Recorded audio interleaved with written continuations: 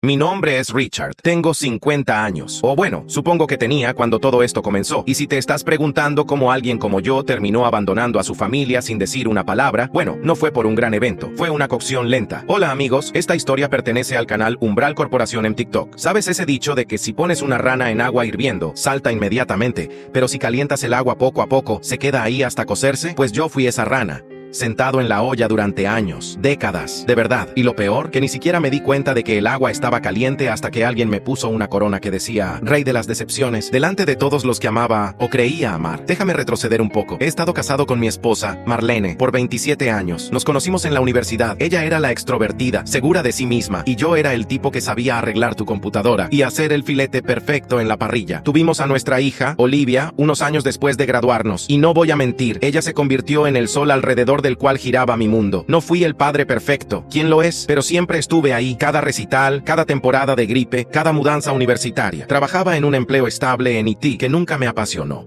pero al que me aferré porque alguien tenía que mantener las luces encendidas. Marlene era ama de casa, vendía aceites esenciales como pasatiempo y más tarde dirigía un grupo de empoderamiento femenino en Facebook, que en realidad consistía más en chismes y citas bíblicas pasivo-agresivas. Teníamos una casa en los suburbios, 2 autos y un perro llamado Max. Desde afuera, parecíamos una de esas familias de fotos de stock, pero por dentro, todo se iba desgastando poco a poco. Comenzó con cosas pequeñas. Marlene me interrumpía constantemente, como si mi voz no importara. Al principio me reía. Así es ella, me decía a mí mismo. Después vinieron los comentarios sutiles. Si me echaba una siesta después del trabajo, bromeaba. Debe ser lindo descansar cuando uno hace lo mínimo todo el día. Si olvidaba comprar leche, suspiraba y decía, tenías una sola tarea. Siempre con ese tono de risa a medias, el que te hace sentir que estás exagerando si te molestas. Empecé a notar cómo Olivia ponía los ojos en blanco cada vez que intentaba darle un consejo, o cómo mis sugerencias siempre eran ignoradas en las reuniones familiares, hasta que alguien más las repetía en voz alta. No era una víctima, no realmente, solo era un figurante, un personaje de fondo en mi propia vida. Así que cuando llegó mi cumpleaños número 50 no esperaba mucho, quizás una cena, un pastel sencillo, una noche en la que me sintiera visto. En cambio, organizaron una fiesta sorpresa en nuestra casa. Todos estaban ahí, el club de lectura de Marlene, los amigos de Olivia, incluso mi hermano menor Jeff, que nunca aparecía a menos que hubiera alcohol gratis. Había serpentinas, globos, un cartel que decía Feliz 5-0 y una parrilla lista con costillas y hamburguesas, que aparentemente yo debía cocinar. Nadie me preguntó si quería cocinar en mi propio cumpleaños, pero sonreí, porque eso es lo que siempre hacía. La corona apareció a mitad de la fiesta. Fue idea de Olivia, una corona de papel tipo Burger King, decorada con brillantina roja y dorada, y letras gruesas que decían Rey de las Decepciones. Todos estallaron en carcajadas. Marlene aplaudía como si fuera el mejor chiste del mundo. Incluso Jeff se acercó y dijo, Dios hermano, qué duro.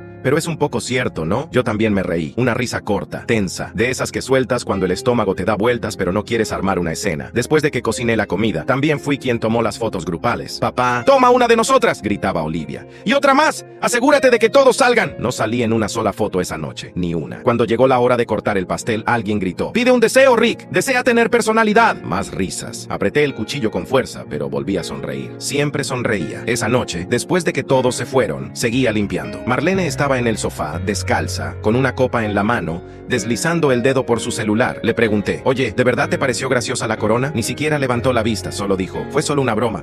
Relájate, estás muy sensible últimamente. Esa noche, cuando ella se fue a dormir, me senté en la oscuridad y me quedé mirando el cursor parpadeante en una página de una agencia de viajes. No sabía a dónde ir, solo sabía que iba a irme. Reservé un pasaje solo de ida a un pequeño pueblo en Oregón. Lo había visitado una vez por trabajo y recordaba que era tranquilo, verde, con un diner que servía el mejor pastel de durazno que había probado. No empaqué mucho, solo ropa, mi laptop, algunos libros y Max. Sí, me llevé al perro. Nadie lo notó hasta que ya me había ido. Dejé una nota, nada dramático, solo, necesito irme. No creo haber sido feliz nunca. Cuídense. Richard. La dejé sobre la encimera de la cocina junto a la llave de la casa. 2 semanas después, apareció una publicación de Olivia en Facebook. Una foto nuestra en su graduación de secundaria. Una de las pocas en las que me permitieron salir en el encuadre con una leyenda que decía, si alguien ve a mi papá, por favor díganle que lo sentimos. No nos dimos cuenta de cuánto lo dábamos por sentado. Solo queremos que vuelva a casa. Los comentarios estaban llenos de sorpresa y simpatía. Gente diciendo cosas como, siempre pareció tan callado. Nunca se sabe por lo que alguien está pasando. Jeff también comentó, hermano, te extraño. Espero que estés bien allá afuera. El mismo tipo que me llamó felpudo al menos 3 veces durante la fiesta. No respondí. Todavía no estaba listo. Verás, lo que no sabían es que mi partida no era el final. Era solo el comienzo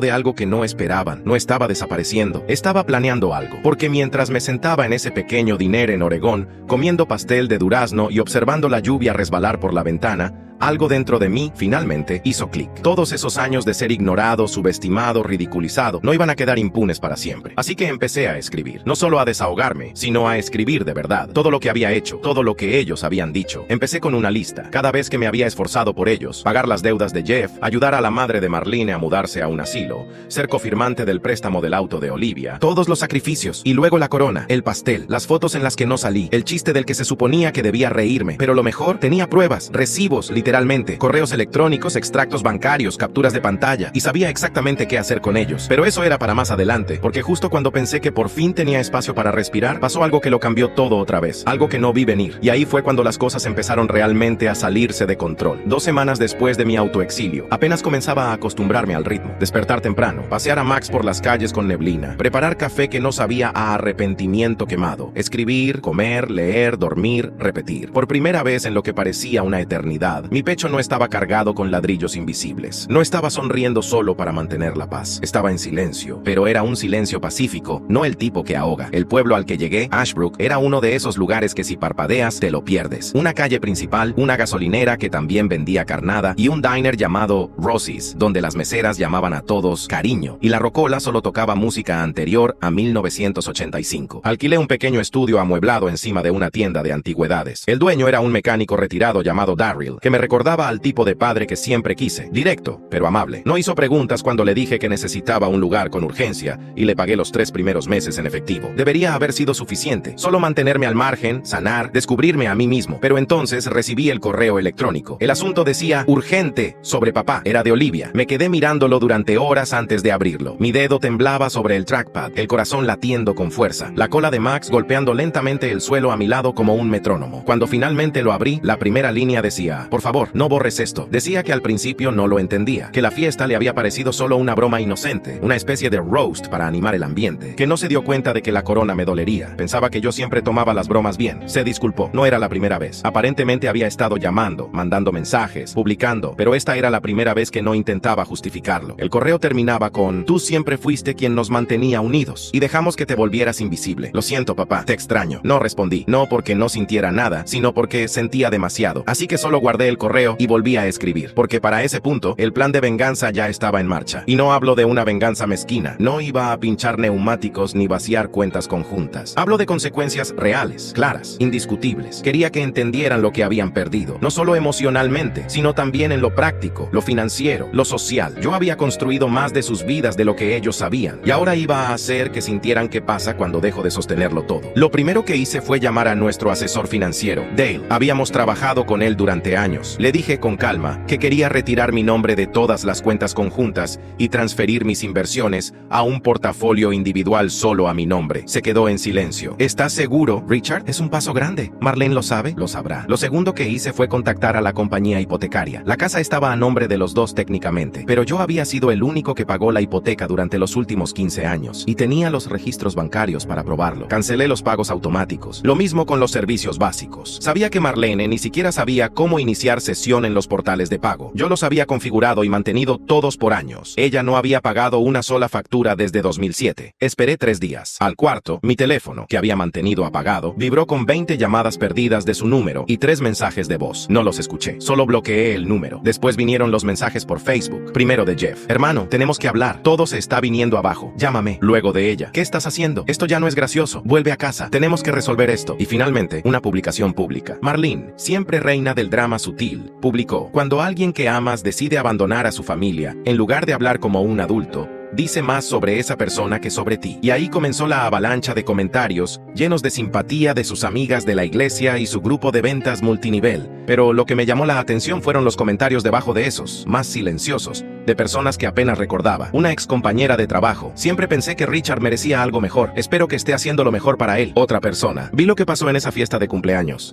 No estuvo bien. Marlene borró la publicación en cuestión de horas. Pero entonces empezó el verdadero colapso. Jeff, que había llegado a depender de mí para sacarlo de apuros con deudas de tarjetas de crédito o reparaciones de autos, de repente descubrió que su solicitud de préstamo fue rechazada. Resulta que los cofirmantes importan. Los pagos del auto de Olivia aún se estaban retirando de la cuenta conjunta, hasta que dejaron de hacerlo. Su siguiente cuota rebotó. No estaba siendo cruel. Simplemente dejé de cargar con el peso. Un peso que nadie reconocía. El punto de quiebre llegó 2 semanas después de la fiesta de cumpleaños. Recibí una carta certificada reenviada desde nuestra antigua dirección hasta mi estudio en Ashbrook. Era del abogado de Marlene. Estaba solicitando la separación legal, pero no solo eso. Estaba reclamando abandono emocional, solicitando pensión compensatoria y tratando de argumentar que, como había sido ama de casa, tenía derecho a la mayoría de nuestros bienes. Me reí, de verdad me reí en voz alta, porque sabía algo que ella no sabía. Había estado documentando todo durante años, no por malicia, sino por costumbre. Cada declaración de impuestos, cada cheque, cada matrícula universitaria, incluso cada vez que arreglé la gotera en el techo de su madre o cuando cableé de nuevo el cuarto de lavado. Contraté a mi propio abogado, un hombre tranquilo y meticuloso llamado Arthur, que prefería los hechos al drama. Cuando lo conocí, le entregué una carpeta gruesa llena de documentos y un pendrive. Silbó. Esto es exhaustivo. Soy de IT, le dije. Respaldar información es lo que hago. Arthur sonrió. Construimos el caso con cuidado, no para destruirla,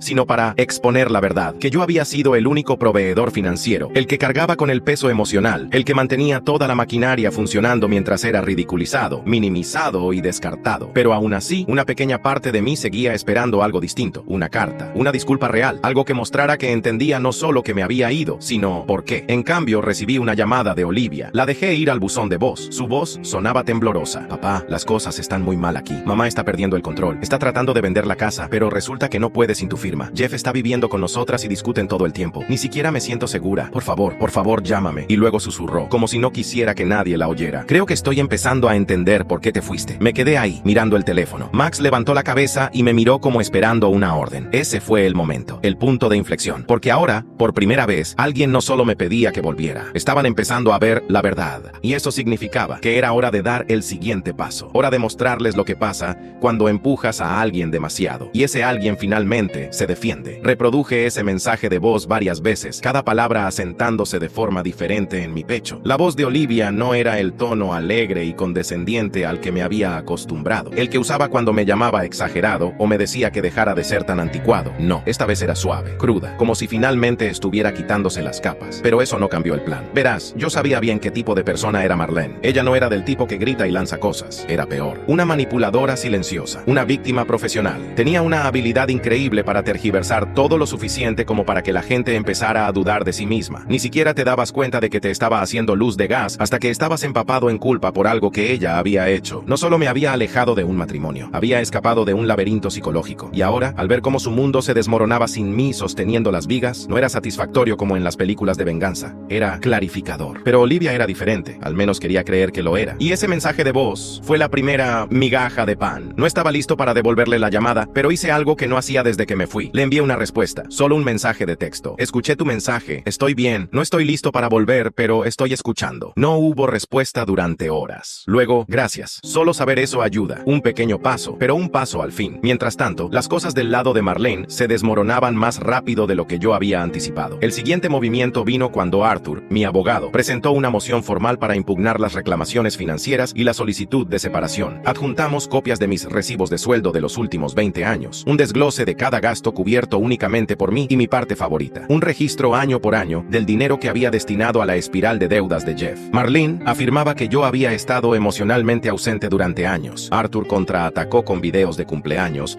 fotos de vacaciones, mensajes de texto e incluso facturas de terapia que yo había pagado para Olivia después de su ruptura en la secundaria. Construyó el caso como un castillo de cartas, una prueba sobre otra, hasta que la historia de ella empezó a tambalearse. No estaba tratando de obtener la custodia. No había menores involucrados. No quería la casa. Ni siquiera buscaba venganza económica. Solo quería que la verdad fuera innegable. Quería que se parara ante un juez y tuviera que explicar por qué pensó que un hombre que hizo todo por su familia merecía una corona que lo llamara un fracasado. La noticia empezó a circular entre la familia extendida. Mi prima Teresa me escribió: siempre pensé que Marlene era demasiado intensa, solo que nadie decía nada. Un par de antiguas profesoras de Olivia me enviaron mensajes privados por Facebook. Usted siempre estuvo en las reuniones de padres. Nunca faltó a una. Algunos chicos no tienen eso. Olivia fue afortunada. Curioso cómo la gente Ve las cosas en retrospectiva. Una mañana, unas 6 semanas después de la fiesta, recibí un correo electrónico de la misma Marlene. No fue por medio de abogados, solo ella. La línea de asunto estaba vacía. El cuerpo del mensaje decía: te extraño. Aún ahora, no entiendo por qué no me dijiste cómo te sentías. Esa línea, esa única frase, encendió algo dentro de mí. Porque sí, se lo dije, 1000 veces, de 1000 maneras, a través de ojos cansados y suspiros profundos. Parado bajo la lluvia, con una llanta pinchada mientras ella se quedaba cómoda en casa. En salidas nocturnas al supermercado cuando Olivia estaba enferma y Marlene decía que estaba muy cansada. Renunciando a mi sueño de abrir mi propio negocio porque su tienda de aceites esenciales necesitaba financiación. Pero nunca grité, nunca acusé, nunca hice un escándalo. Así que para ella, nunca dije nada en absoluto. No respondí el correo, solo lo reenvié a Arthur. Ella aún no lo entiende, escribí. Y entonces, justo cuando pensé que nada más podía torcerse más, Olivia apareció. Era una mañana de sábado, lluviosa, como siempre, y yo volvía del diner con una caja de galletas para Max. Vi el coche alquilado estacionado torcido frente a la tienda de antigüedades. Y entonces la vi, apoyada contra el capó, capucha puesta, brazos cruzados, la misma expresión que tenía cuando era adolescente, y le dije que no podía ir a un concierto entre semana. Me detuve en seco. Ella levantó la mirada. Hola. Max dejó escapar un pequeño ladrido y trotó hacia ella. Ella se agachó y le acarició la cabeza. Se acuerda de mí. Tiene mejor memoria que la mayoría de las personas, le respondí. Ella se sobresaltó un poco. Luego se levantó. No le dije a mamá que venía, dijo. Solo tenía que verte. No supe qué decir, así que solo le hice un gesto para que me siguiera al estudio. Nos sentamos en silencio un rato. Le ofrecí café. Aceptó. Negro, sin azúcar, como yo lo tomo. Eso me hizo sonreír un poco. Finalmente dijo: antes no lo entendía. En serio, pensé que te fuiste porque eras dramático. Pero ahora se quedó mirando el café. Ahora mamá llora todos los días. Pero no porque te extrañe, sino porque las cuentas se acumulan. Porque Jeff no deja de beber en el sótano. Porque la casa está fría y no sabe cómo reiniciar el termostato. Me miró. Extraña los beneficios de ti, no a ti. No dije nada, solo la dejé hablar y creo que me estaba convirtiendo en ella, susurró. Burlándome de ti, descartando todo. No me di cuenta de cuánto te daba por sentado hasta que simplemente ya no estabas. Miró alrededor del pequeño espacio. Los libros apilados en el escritorio.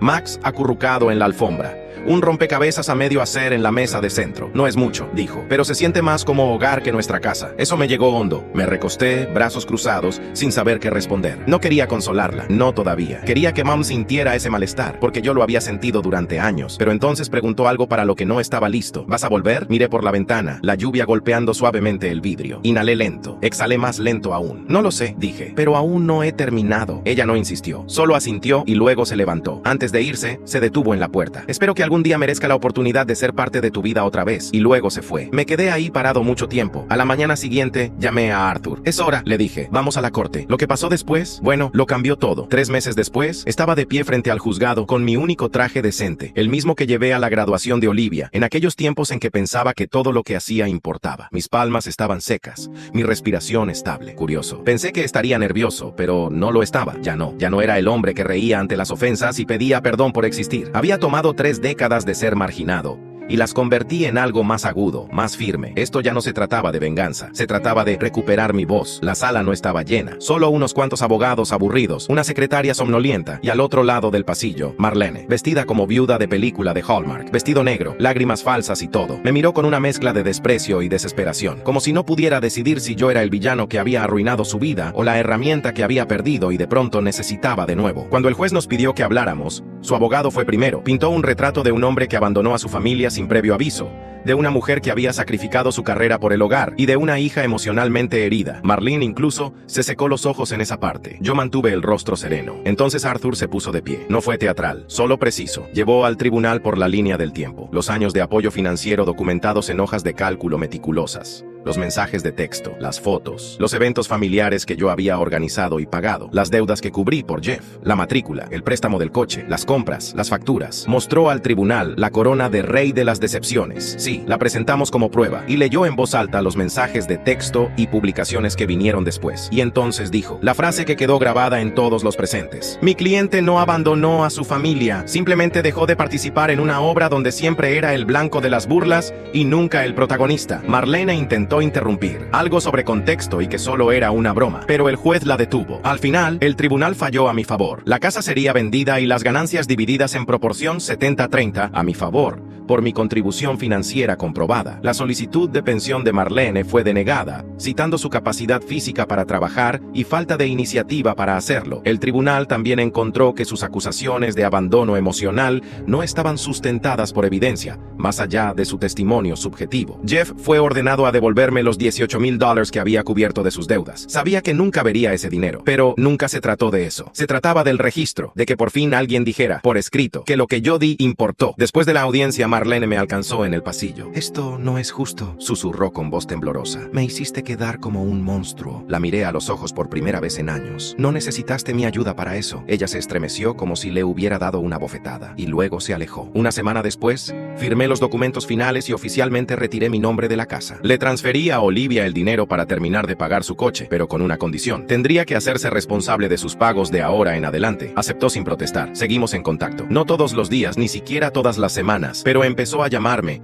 no para pedirme nada, solo para hablar, contarme su día, su trabajo, sus pensamientos. Una vez, incluso me pidió un consejo. Casi me hizo llorar. Me quedé en Ashbrook. Aún paseo a Max cada mañana, tomo café del diner y leo libros para los que antes no tenía tiempo. Conseguí un trabajo de medio tiempo, reparando electrónicos antiguos en una tienda de reparaciones. No paga mucho, pero paga lo suficiente. Y más importante aún, no me cuesta a mí mismo. Una tarde, Olivia vino de visita otra vez. Trajo pastel de durazno de Rosy's y se sentó en mi porche, con los pies colgando del borde. «No eres quien yo pensaba que eras», dijo en voz baja. «Eres más, solo que no lo vi hasta que dejaste de permitir que pasáramos por encima de ti». Asentí. «No estaba enojado cuando me fui», le dije. «Solo estaba acabado». «Me alegra que lo estuvieras», dijo, «porque ahora puedo conocerte de verdad». El sol se ocultaba tras las colinas, proyectando largas sombras sobre la calle. «¿Crees que algún día volverás?», preguntó. Sonreí y negué con la cabeza.